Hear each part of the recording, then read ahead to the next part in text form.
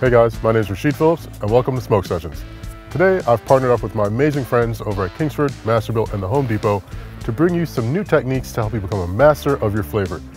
Today we're going to go ahead and grill some pork loins and we're going to wrap them in bacon. Let's get started.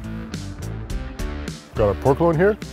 Give it a nice pork focused rub. You can use like a smoked paprika, you can use some chipotle, some garlic salts, whatever you come up with. You will want to be liberal with it.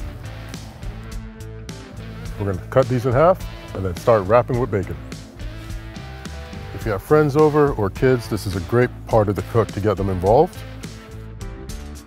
To secure our bacon, we're going to use some butcher's twine. There's no specific technique for tying up pork loin. This isn't a chicken, we're not trussing it. If you tie shoes, you tie the pork loin. All right, all done. Time to get these on the smoker. We've got it set at 450 degrees. Perfect grilling temperature.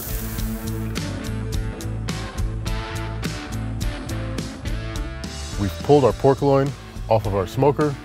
While they rest, we're going to whip up a quick little dipping sauce. We've got some smoked butter, maple syrup, and a stock of your choosing. Time for my favorite part of the cook, the taste test. Smoky, salty, sweet. We can taste the spices from our rub. Bacon is just right. That pork tenderloin is cooked perfectly, loaded with flavor. All right guys, make sure to head over to your local Home Depot, stop by, grab yourself a bag of Kingsford charcoal and a Masterbuilt Gravity Series 1050. See you guys next week.